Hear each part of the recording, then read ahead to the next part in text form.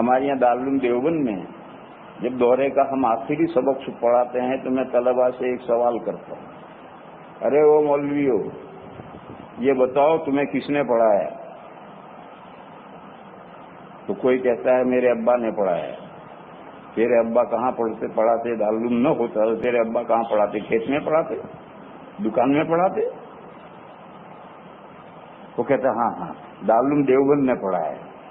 میں کہتا ہوں دارالعلوم دیوبند تو اینٹ پتھر کا نام ہے۔ اگر یہ دارالعلوم میں اساتذہ نہ ہوتے تو یہ اینٹ پتھر تجھے کیا پڑھا دیتے؟ کہاں اساتذہ نے پڑھایا۔ تو میں کہتا ہوں اساتذہ کو تو محتمم تنخواہ دیتا ہے، اس لیے اساتذہ یہاں جمع ہیں اور تجھے پڑھا رہے ہیں۔ اگر محتمم چندہ کر کے لا کر ان کو تنخواہ نہ دیتا تو اساتذہ کہاں یہاں ہوتے؟ وہ اپنا پیٹ پالنے کے لیے کہیں بھی کام کرتے ہوتے، کہاں یہاں اکٹھا ہوتے؟ کیونکہ ہاں محتمم صاحب نے پڑھایا۔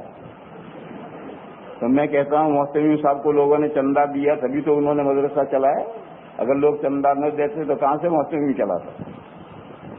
اب وہ ٹھپ ہو کے کھڑا ہو جاتا ہے۔ تب میں انہیں سمجھاتا ہوں کہ دیکھو تمہیں ملت نے پڑھایا، تمہیں ملت اسلامیہ نے پڑھایا۔ پیسہ روپیہ 5-5 10 روپے ملت نے اکٹھا کیے، ادارے قائم کیے، اساتذہ آئے، محتمین آئے، تعلیم و تعلم کا ایک نظام بنا اور اللہ نے آپ کو اس ذریعے سے علم دیا۔ بس آپ کو پڑھایا ہے ملت نے۔ جب ملت نے پڑھایا ہے تو اب آپ فارغ ہونے کے بعد ملت کے حق میں کیا بنتے ہو؟ سپوت بنتے ہو، پوت بنتے ہو، کپوت بنتے ہو، کیا بنتے ہو؟ یہ گجراتی لفظ ہیں، سب اردو میں بھی استعمال ہوتے ہیں۔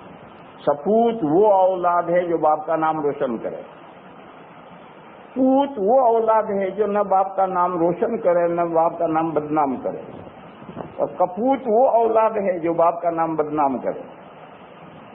بس اب دیکھنا ہے کہ تم ملت نے تمہیں پڑھایا، اب تم ملت کے حق میں کیا بنتے ہو یہ دیکھنا ہے۔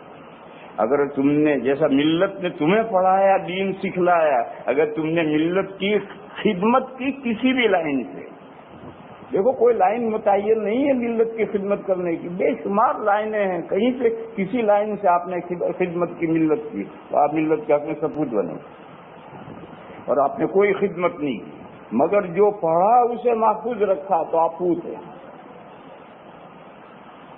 اور اگر کوئی خدمت بھی نہیں کی اور جو پڑھا وہ بھی محفوظ نہیں رکھا، نماز بھی نہیں پڑھتا، جماعت سے نہیں پڑھتا، چپکے بیڑی پیتا ہے، لوگوں کی غیبتیں کرتا ہے، یہ کرتا ہے وہ کرتا ہے، مولوی کی شان بھی اس میں واقع نہیں ہے، تو یہ ملت کا سپوت ہے؟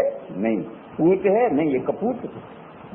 کہ ملت نے تو پیسہ خرچ کر کے تجھے ایک عالم کے تیار کرنے پر ملت کا ہزاروں روپیہ لگتا ہے، ملت نے ہزاروں روپے خرچ کر کے تجھے عالم بنایا اور تیرا ذاتی عمل بھی صحیح نہیں رہا، بس تو کپوت۔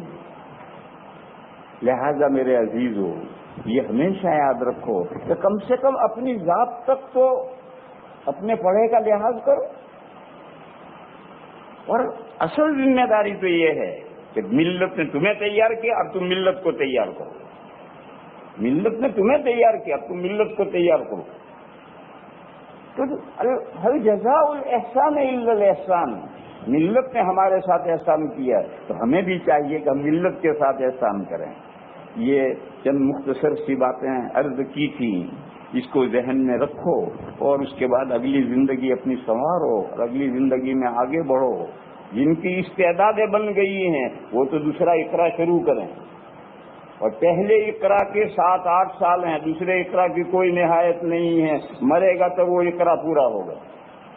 اور اگر پہلے اقرا میں آپ کی استعداد نہیں بنی تو ملت کی خدمت کرنے کی بہت سی راہیں ہیں۔ تبلیغ میں نکل جاؤ، مدارس کے اندر، مکاتب کے اندر بچوں کو ابتدائی دین کی تعلیم دو۔ معاشرے میں جہاں رہتے ہو اپنے خاندان پر، اپنے محلے والوں پر محنت کرو، ان کو دیندار بناؤ۔ مختلف طرح سے دین ملت کی خدمت کی جا سکتی ہے۔ اللہ تعالی ہمیں اس کی توفیق عطا فرمائے۔ وآخر دعوانا ان الحمد للہ رب العالمین۔ اس کے بعد ایک نکاح پڑھنا ہے,